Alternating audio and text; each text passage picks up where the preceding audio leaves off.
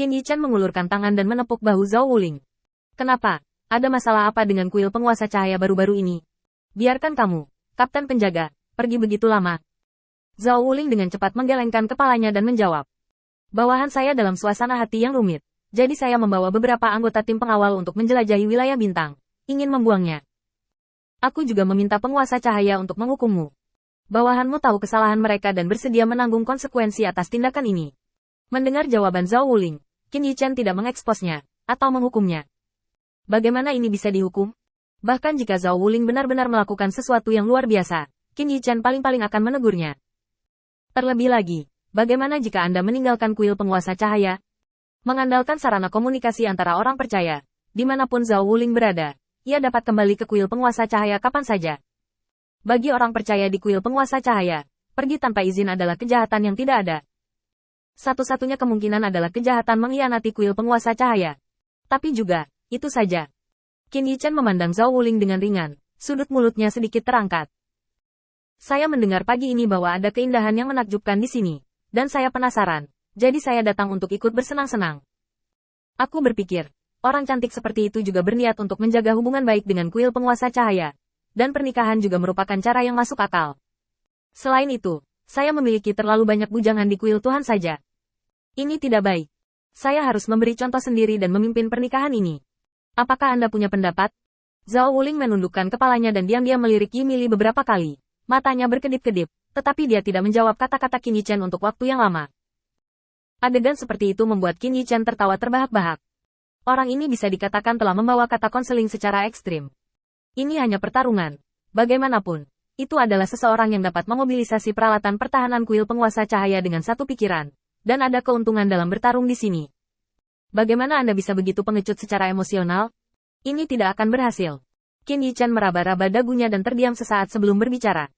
Saya sudah memiliki kandidat yang cocok di hati saya. Jadi jangan terlibat dalam masalah ini. Kembali dan tunggu berita.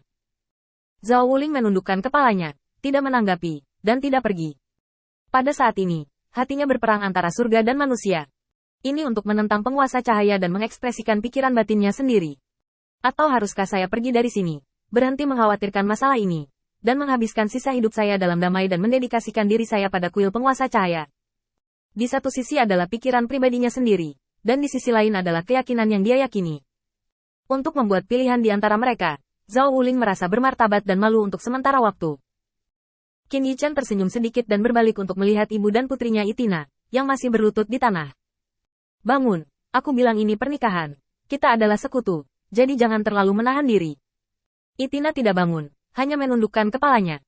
Kembali ke Lord of Light, saya tidak memiliki kekuatan dan status, dan saya tidak layak menikah dengan kuil Lord of Light. Mata Qin Yichen tiba-tiba menjadi tajam. Meskipun matahari bersinar terang saat ini, itu membuat Itina merasa kedinginan. Tampaknya ada pedang yang tak terhitung jumlahnya tergantung di depannya, yang akan mengakhiri hidupnya yang rapuh kapan saja. Itina menggertakkan giginya, menekan rasa takutnya akan kematian, mengangkat kepalanya dengan tiba-tiba, dan menatap Qin Yichen. Tuan Guangzhou, seorang sarjana dapat dibunuh tetapi tidak dipermalukan. Bahkan jika saya mati hari ini, saya tidak ingin menyerahkan putri saya. Dalam kata-kata Qin Yichen barusan, dia merasa bahwa bawahan yang ingin diperkenalkan Qin Yichen bukanlah Zhao Wuling. Ini adalah sesuatu yang tidak bisa diterima Itina bagaimanapun caranya. Tapi dia juga tahu bahwa dalam keadaan saat ini, dia tidak punya pilihan, dan hukum rimba berlaku di mana saja.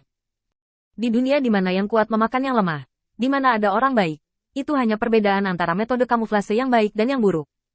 Qin Yichen berbalik untuk melihat Emily di samping. Kamu juga tidak setuju aku memilih orang secara acak, kan? Bahkan membunuhmu adalah jawaban yang sama? Emily menundukkan kepalanya, meskipun dia tidak menjawab. Ini adalah jawaban terberat yang bisa dia berikan. Keheningan berlangsung selama 10 napas penuh. Emily mengangkat matanya yang kabur dan melihat ke arah Zhao Wuling dengan senyum masam yang tak berdaya. Tuan Zhao Wuling, aku menunggumu di Huangquan, dan aku akan membalasmu dengan menjadi sapi dan kuda di kehidupan selanjutnya. Pada saat ini, garis pertahanan psikologis Zhao Wuling akhirnya runtuh sepenuhnya. Dia melangkah maju, menundukkan kepalanya, dan memblokir wajah Qin Yichen. Dia mengembangkan mulutnya. Tetapi dia tidak bisa mengatakan apa-apa. Tolong biarkan Lord of Light melepaskan mereka. Akhirnya mendengar pernyataan Zhao Wuling, Qin Yichen mengulurkan tangannya dan menepuk dahi Zhao Wuling. Zhao Wuling menutup matanya dengan tajam. Kekuatan Lord Light tidak ada bandingannya dengan dia. Dia tidak mematuhi keinginan Lord Guangzhou, dan Zhao Wuling siap menanggung konsekuensinya. Entah terluka atau terbunuh. Namun, tangan Qin Yichen hanya menyentuh dahi Zhao Wuling dengan ringan. Zhao Wuling, dengarkan baik-baik. Pernikahan ini tidak hanya untuk memperluas kekuatan kuil penguasa cahaya, tetapi juga untuk menyampaikan kepada dunia luar bahwa kuil penguasa cahaya tidak datang ke alam abadi untuk membuat masalah, yang signifikansinya luar biasa. Selain itu, aku juga memiliki ide untuk mengubah kepercayaan orang-orang percaya di kuil penguasa cahaya. Kamu telah melakukan cukup banyak untuk kuil. Sudah waktunya bagimu untuk belajar menjadi egois, memiliki perasaan pribadi, dan lindungi keluarga dan masa depan Anda. Pertimbangkan. Saya tidak ingin Anda mengikuti saya dengan alasan melepaskan ego Anda. Jadi, Zhao Wuling, dengarkan. Sejak kamu berdiri hari ini, kamu harus menghadapi perasaan batinmu. Pernikahan ini, apakah kamu setuju? Setelah Zhao Wuling mendengar ini, dia perlahan mengangkat kepalanya dan menatap Qin Yichen yang tersenyum di depannya. Pada saat itu, dia merasa bahwa pilihan awalnya tidak salah sama sekali. Dalam ribuan tahun dia hidup, ini adalah keputusan paling bijaksana yang pernah dia buat.